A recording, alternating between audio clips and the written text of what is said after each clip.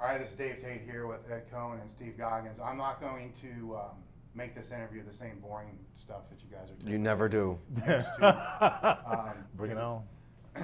What hit me and why I wanted to try to do this together if I could, a few weeks ago, Bob Wall stopped out, and I think one of your first meets was lifting against him. Yeah, I saw your post. 148, you know, and as he stopped out, we were talking about training a little bit, and this is getting back to the yellow singlet days for you. Yeah. You know, so Good, pretty singlet? yeah, the mid-'80s and so forth. I mean, you guys Yeah. were both there in the mid-'80s.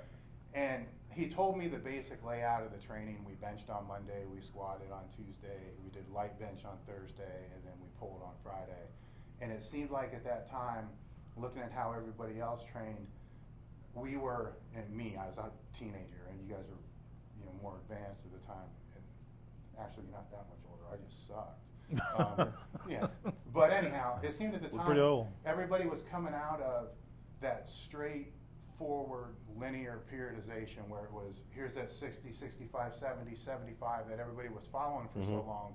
It seemed like we hit a break around that time period where it was still focused on fives and threes and singles.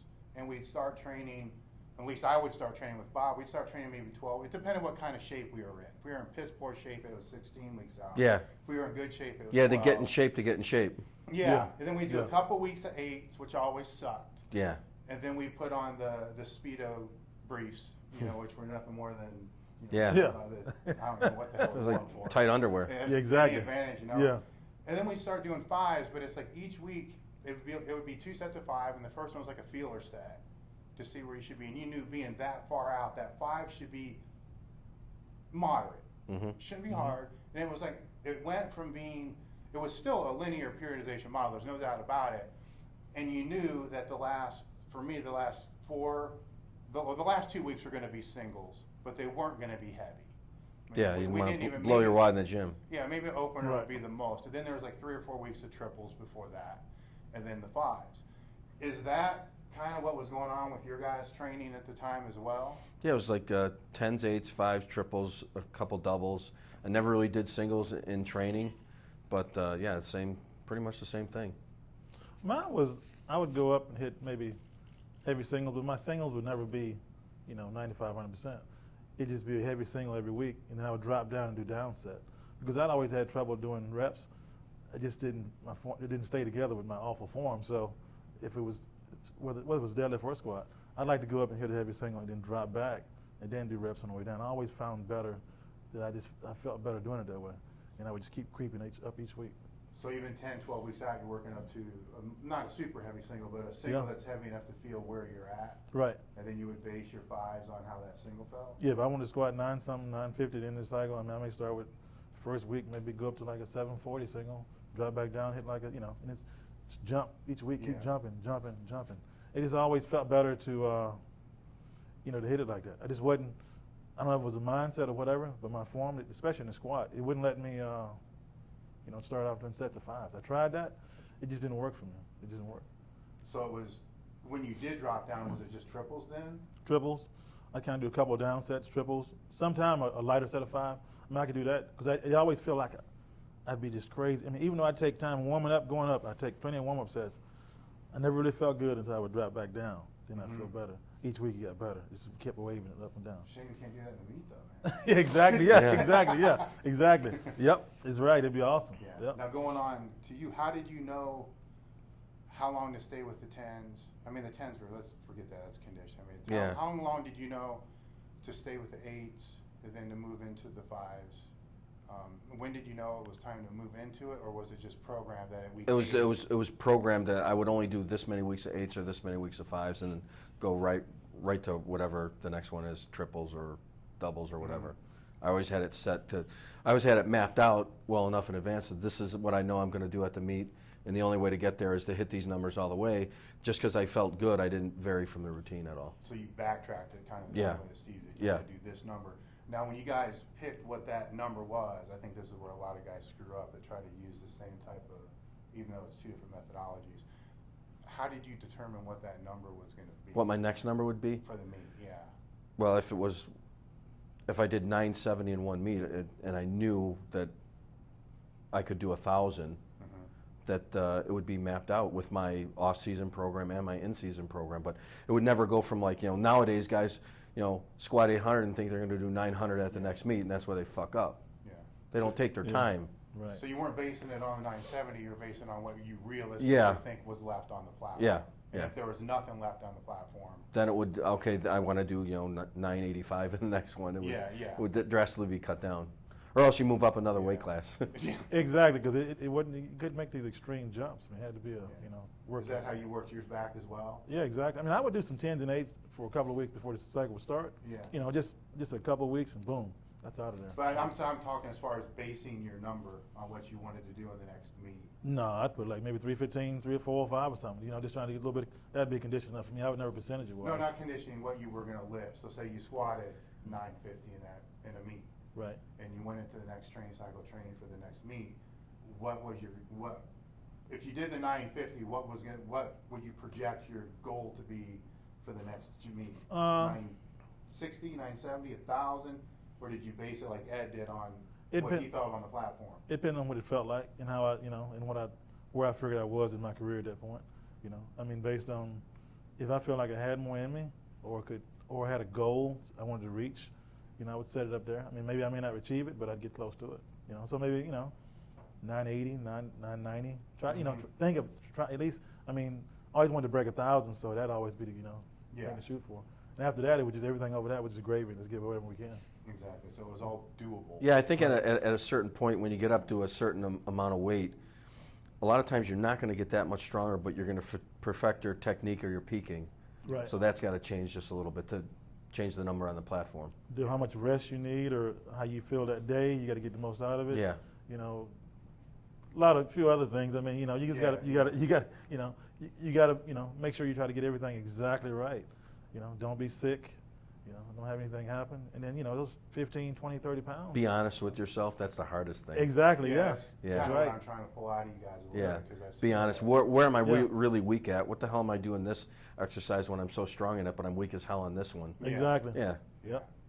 And the other thing that I tell a lot of the sponsors and the newer, and then the older sponsors, not the younger ones are, it's a little different breed dealing with people just starting to get strong because they can get away with a lot more, is like Brian, Carroll, and some of those guys, is your goal isn't at this point so much as you said, it's not really getting stronger. You're already capable, say he's already capable of totaling 2,800 pounds. Yeah. Right. But he's only done, I don't know, what's 27. Yeah, I got to be really healthy to do this. Let's focus on just not getting hurt for Right. 12 weeks. Exactly. Then you know what you could do. Yep. And going healthy, and then, because that's the hardest thing I see for most guys in the bigger meets, and this has been my whole time in the sport. The guy who wins sometimes isn't the strongest guy. It's the guy who's not got a jacked up back and a screwed up hip and everything else. And it's, I think it comes back to those realistic projections that You got to. You can work through that way. Now, when you were in the off season, back when I was training with him, 3-4 weeks after a meet, we didn't do nothing. I mean, I didn't go in the gym. Did you guys do the same after the meet? You mean right after the meet? Right, unless there was another meet coming. But I mean, say right after the Worlds or right after the biggest meet. What did you just take time off, or did you get right back in the gym? I know that fucker wasn't taking any time off. I wasn't taking any time off. No, I took a week off. One time I tried to take 3 weeks off, and it felt like I never lifted a weight Exactly. in my life. Yeah. But I would go into my off-season mode and where am I weak and go to my, the exercises that I was horrible on and change it up. How was the main lifts? How were they trained in that off-season mode? So say you're greater than 16 weeks out from a meet. Say you're 20 weeks out from a meet, 20 to 16.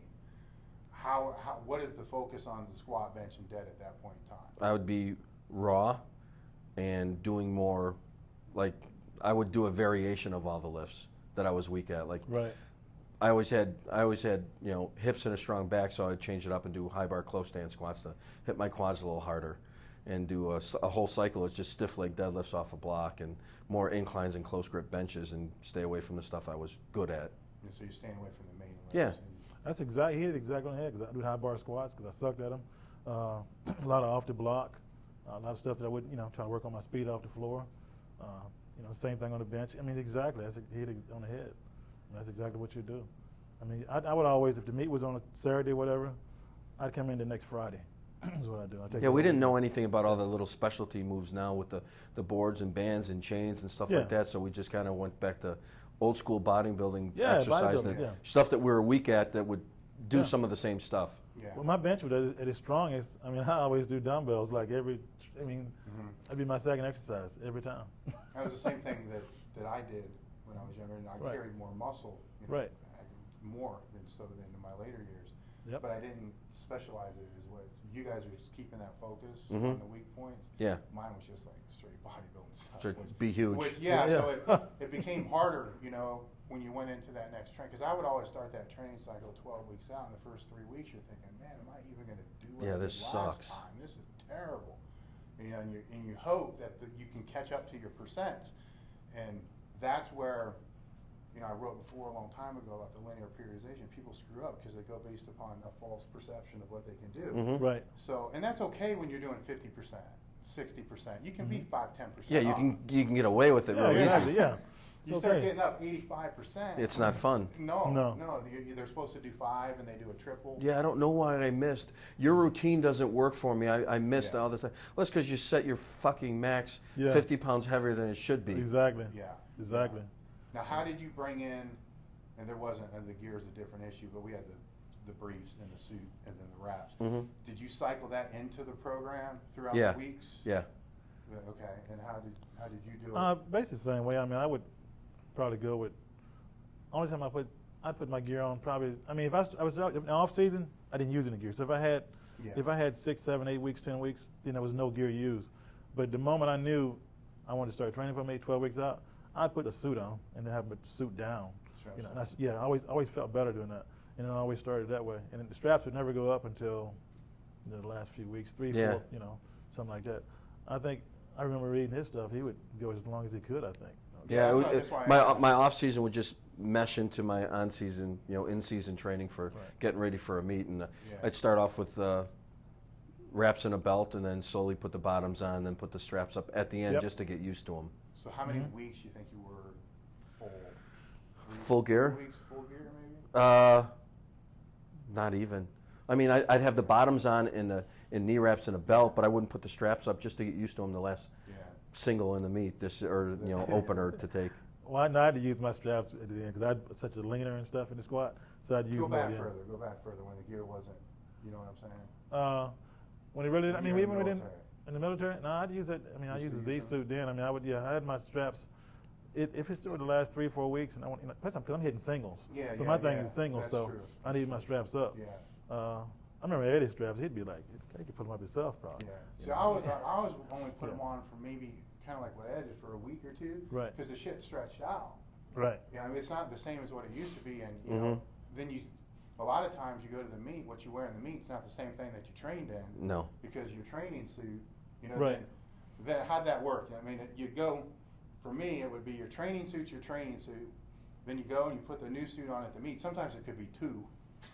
You got the opener one, and it's just in case one. Yeah, and then your next training cycle was your last meet suit, and you would have to rotate. I'd wear the same one. You wore the same one? I'd have patches on it and stuff like that. Training cycle? Yeah.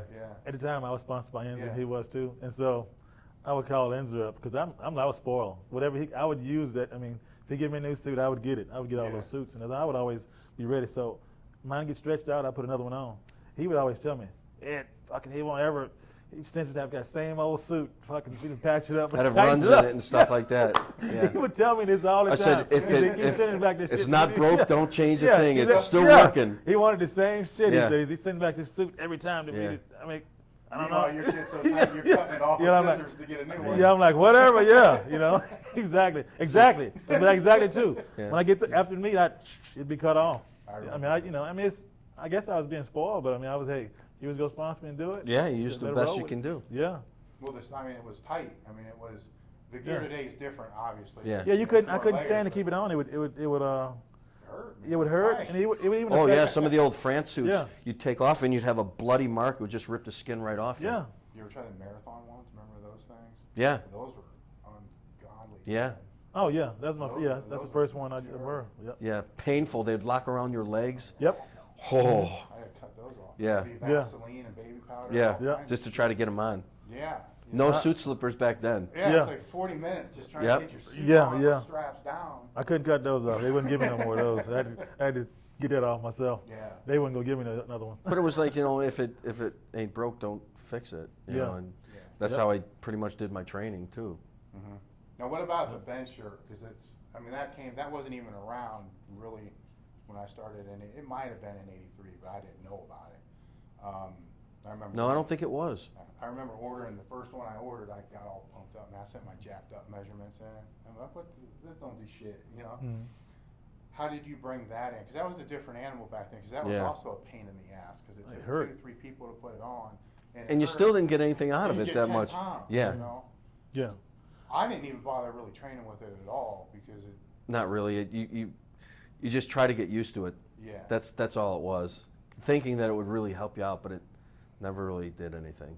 I know. It's the same thing. I kind of brought mine at the end because I guess I would have, back then, that shirt was kind of, I mean, it was cutting, it was painful, when it got tight, early on, even the HPHD, the loose one, they even cut, and it just felt like shit. And so I just brought it in at the very end because my elbows would always be like jacked up, so I didn't want to, from head squatting heavy. So it'd be, right at the very end, I'd put it on. Just worked it like that. It was a lot easier to get used to. There was less learning curve. Yeah, there. when we get like 20, 30 Yeah. pounds out of it. Putting it on was. Yeah, if you got it on, but yeah, they all dug in your chest. Yeah, I think 20, maybe 30 pounds, maybe it depends out of it. I remember Jay. It was a jam. Like this is when I was at Westside, and it was now we were in a double ply, and Frank Mhm. had some pretty decent shirts, and he was telling us, man, if you're not getting 80 pounds out of a shirt, you ain't getting shit. I'm thinking 80 pounds. That's huge. unbelievable, That's man. huge, I'm yeah. like, I'm getting like 20. How they getting to 80 pounds? Now, fucking. I never 80 mastered pounds that. out of a- Yeah, you did doing something wrong. Yeah. Yeah, neither one of us never mastered a shirt, not like that. Now, as far as you both pulled real well. What were your accessory? What were your best accessories that you used to develop the pull? Stiff legs and bent over rows. Yeah. Everybody know what my best was, rack pulls. That's what I always talk about. It just made my deadlift so much better. Yeah. The top end pull. And I think that I made a post there because I stripped one of your training videos the other day of you actually doing the rack pulls. Right. Because that's the first video I've seen somebody actually do it right, to be honest with you. Right. Because And most people just do it like a leg press. Mhm. In the video. they want that to scoot all the way Steve up under it. It's a hinge. I mean, the whole Right. thing was a hinge, and you're going to do a high rack pull. Right. It's what I see is people pulling for egos, not technique. Right. And yours is pulling that perfect hinge that people need to look for, and it's harder to do. With the accessories, now your rack pulls, I know how they are. They're going to be the singles and the triples because it's built to be heavy. Right. How did you bring and cycle your accessories throughout the 10s, 8s, 5s? I did the 3s? same reps. Exactly the same. Yeah, I did the same thing. So everything moved that way. Uh-huh. He was an animal. And I did that with in the bench with all my stuff with close grips and inclines, and in the squat I did it with pause squats or whatever else I was doing. I did the same thing all Yeah, the 'cause time. That seemed to be the question everybody had was, Mhm. we know how to cycle the main lifts, but what do you do with your accessories? Yeah. Just do the I was like, if like for stiff legs or bent rows, it would be like, well, if this part of my lift in a regular deadlift got so strong and these muscles got strong, if I don't bring the other ones up, not just to look pretty, but to be strong, I'm going to have the same problem. Yeah. So you saw a direct correlation between those movements Yeah, and your strength. exactly. You were always using those Mhm. as like an indicator of where your squat was. So if your bent row, stiff leg was down, you knew something was Yeah, going on something with your wasn't squat, going to be was going to be off on the end with my squat and deadlift. which is why you didn't have to test it all the time Right. at the gym. Did you have lifts like that as well? That you knew if they were off just a little bit, that you didn't have to test your pull? Oh yeah, I mean, yeah, you could tell. I mean, sometimes it's hard to really get all you pull out of in the gym. You could do more. I could do more in Yeah. the meet sometimes. It just I think depends. that's it as But well. I would always start. I guess a meet cycle sometimes would be 12, 15 weeks out because I'd always stop my racks about 5 weeks out because I had to start healing because I'd pull so heavy. I mean, just go way over. 110. I mean, 120%. As heavy as you can. As heavy as you can go. Yeah. With that, I've done 1,300-pound rack pulls before, so I needed like some rest, to that. So about 5 weeks out, I'd stop those. Anytime I would do it during the cycle, I would go up and hit a cycle heavy. In the deadlift, now I would do like a double or triple sometime, and I wouldn't hit the singles as much in the deadlift as I would in the squats. And I'd go up hit one heavy set, leave it alone, go straight to 3 sets of rack pulls, heavy shrugs. That's just the way I always trained it. All the time. That's a good segue into the next part, because I remember dropping pretty much all accessories about the 4-week mark. As soon as we did triples, accessories were done. Did you drop yours or keep them? No, never. I'd always feel loose or weak or small, and I couldn't handle that. I just couldn't handle it. So you dropped yours. On the deadlift, I would drop some, but most of the other stuff, no, like upper body, no, I'd still do everything up to a week out. Upper body, I would do for bench stuff. I mean, everything I did, I'd do it up to 7-10 days out. I'd do everything. I'd trash it. Mm-hmm. Yeah. It depend. You know what? That all depended on how my elbows felt too. Yeah. You know, because I dealt with a lot of tendonitis from squatting, and so that bothered me. So I would judge mine on that. Because I was kind of an idiot a lot of times. Because I like to squat heavy. Back then, I mean, I would squat heavy every week. It would just totally just keep going up.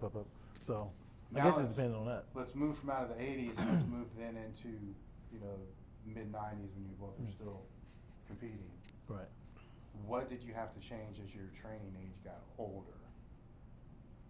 At that time, nothing yet. Yeah, 90s nothing. Yeah, No. that was still. Yeah. All right, let's go older. Yeah. Yet. All right, let's get to the one Yet. that yet happened. you gotta get When up a the little yet bit. happened. Yeah. What had to change?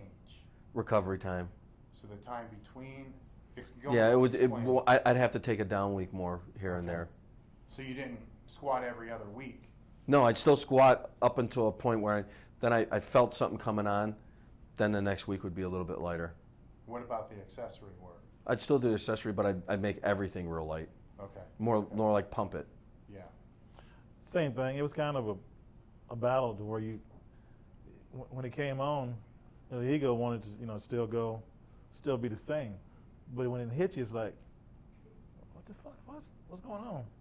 I mean, I should be able to, you don't want anybody to see that you like something's off. And I had to, you have to learn it on your own. It's just something you start feeling. You don't want to realize that you're, once you're getting in your late 30s or 40s, and you're thinking, shit, I gotta slow down a little bit. You're still trying to realize it now.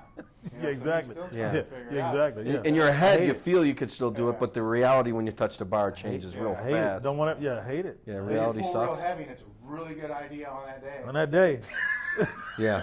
On that day. On that day. You wake up the next morning. On that day. You don't But pop you know out of what? bed. I was just thinking the other day, I go, you know what? I live for that moment, so I'm okay with it. Yeah. I'll fucking hurt for 3 weeks or whatever, and I'll be fine with what I need to do, just so I can get to that one day. It's just a degree of pain now. What Yeah, it is. exactly, yeah. A little That's pain. right. I live with Yeah. that every day. That's no Yeah. big deal. Yeah. It's just got to be fun. That's Like, right. this shit don't stop. That's ever. right. Yeah. Yeah. Yeah. I mean, if a true powerlifter, that's a warrior. It's what you want to do. I mean, you got to be smart about it, of course. You got to be smart about it to some degree. But you live for the days that you can have good days. So, and that's what it's all. It isn't about going to a meet. It's about what we do, and we do it because we love it. So.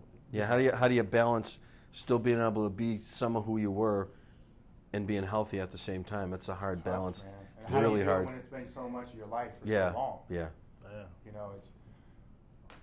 We'll conclude the interview with, we all have seen it, we've all been around for a long time, all the negativity that flies around in the sport and all that crap. To me, I don't want to go in that direction, but just to make a general statement real quick, to me that's always been there, but it was in the gym.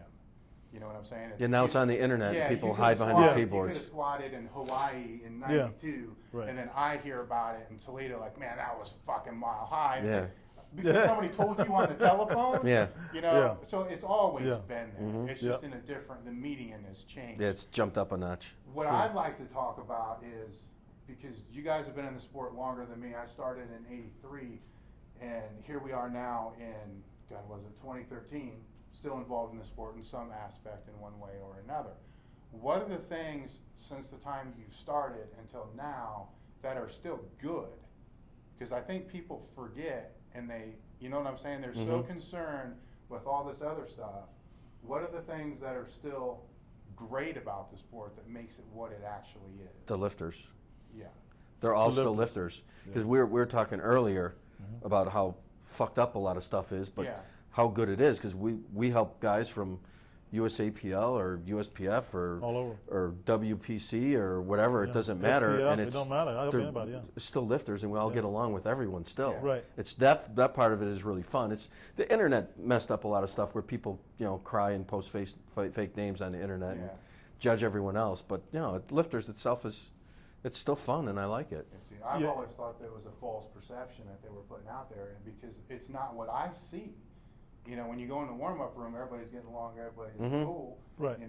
You're at the WPO helping him, yeah, or Chuck or whoever Yeah. else who's actually trying to beat your record, and the camaraderie. I don't think that's changed. No, not at all. I No. think it's actually better I now. think better. it is better. Yeah, because Yeah. there's a lot more lifters too. Right. Yeah. Yeah. I mean, I would think the sport was better when it was better when it was less organizations, but it's still just as good because it brings so many lifters in. You know what I mean? So I think sport as a whole, I mean, we as lifters and people in the sport had to police the sport. We have to do our thing to try to make the sport better. So if you're out there trying to help people, show them the right way, show them how to do things, then it'll be better for the sport, whichever organization they lift in, to try to teach them the right way to do things. Yeah, I agree with what you said when it was. I kind of go back and forth when it was just the USPF and the IPF because, when Bob won a world championship, it was like, oh, this. Mhm. I mean, you won that, man. That's a big deal. Right. Yeah. So it's a big deal, and I know it's still something that drives you. Yeah. Yeah, it drives you Yeah, nuts a little bit. it does. Because it's that. I mean, it was a big deal. It was not for a kid coming up. Just getting to the nationals wasn't easy. I think if both of us didn't do it back then and lift the heavy weights we were, people wouldn't think of us as a big deal now Right. as much. Oh, Not at all. Exactly. Yeah. No. Not at I all. probably Exactly. agree. And I I- probably agree. Yeah. Because it was hard to get there, and it was only the one. But what kind of needs to, and I don't want to bring up the crap that all went on. There was a lot of bad stuff associated with it only being one. Oh yeah. I mean, it was really. I mean, Right. so I think a lot of times people, when they talk about that, they kind of live in fantasy land. We're looking at the part that was good, but there's reasons why, things had to split. That Mhm. was really. Oh yeah. Yeah, exactly. people- Had They, to, they don't need to be brought up. Yeah, it's but- time. Right. People need to. Yeah. It's it's Yeah. a divorce. Exactly. Sometimes for the greater Yeah. good Yeah. Yeah. of the kids, which would be all the lifters, there should be another federation, and that's Yeah, fine. It had to happen. Yeah. It That's had to fine. happen. I think there's too many now, but Yeah, it just- for the most part, you could get away with three. Three would be good, and then everyone has a That would thing yeah. to do a place to do their own thing and have fun. It's Yeah. got to be fun. Yeah. It's got to be. That's fun. what people forget is if it's not fun, then you're just a miserable SOB. I don't and like. it's horrible. Exactly. I don't like because it's so spread out, so many organizations where you can't bring the competition together. I like to see the best guys, the best Yeah. best women, whoever, best men and women competing. At least on a fewer platforms where you're getting more competition that way. Nowadays it's so spread out. I mean, it was already hard enough. Yeah. back I think in then. time it kind of goes Yeah. in waves. It will come Mhm. back through. Right. Do you think that the training information in the 80s, in the 90s, what we would get through PL USA and stuff like that, or what you hear from other people, to me it seemed like a lot of the training information that you would get, you didn't really know what you guys were thinking when you were coming up, Mhm. right? Not when you were already there. You didn't know if what you were hearing was bullshit. Because there's a lot of it guys, out there. Yeah, a lot of guys back then didn't want to tell you No, how they were training because they were afraid it was going to. because you were going to be their competition. Yeah, and do you think today that happens less? That the guys A lot are more less. open to helping other people, even if it is. A lot less. Yeah. It's out there, and all of it's out Yeah. there now. Yeah. I mean, that's the thing when Louis started his thing, he started making people think about how to program and change their exercise and change what you're doing now to make it work and to get better. And that kind of opened up the door, and then people started sharing more information and thinking of their own ways to do things and not staying to the same old stuff that they thought they should do. Yeah, yeah. So when you look at it in full spectrum, over the years, which people would call the golden years, the camaraderie really wasn't there. You didn't know people as well. No. Because you weren't able to communicate as much. Right. The training information that you were getting, you really didn't know what to do with it. And you We kinda figured have- out our own, you had to made figure our it own out. Yeah. mistakes along the Exactly. way. Yeah, exactly. All right, and now here we are in 2013, where everybody knows each other and gets along for the most part. It meets in person, Mhm. and everybody's freely sharing it. Their training Yeah. information is being shared. Right. So that's why I say at the beginning, I don't see it as we've come all this, that it's so bad. You see what I'm saying? When Mhm. you look at it from a personal perspective, Right. as far as the sport and what it's about, making people better, stronger, PRs, and having fun. That's what We've it's come a all long about. way. Yeah, it's true. Oh, big time. Yeah, Yeah. Yeah. yeah, We've advanced. We had to advance. yeah. Yeah, I mean that's just the way things are. It's gonna keep advancing. Things change. I mean, Yeah. nothing's gonna stay the same. I mean, whether it's A lot of Any it's kind the of same, sports. but just a little Yeah. twist to it. exactly, yeah. Well, I'll wrap it with that, and thank these guys for sitting down. Thank you. Thank you, Dave.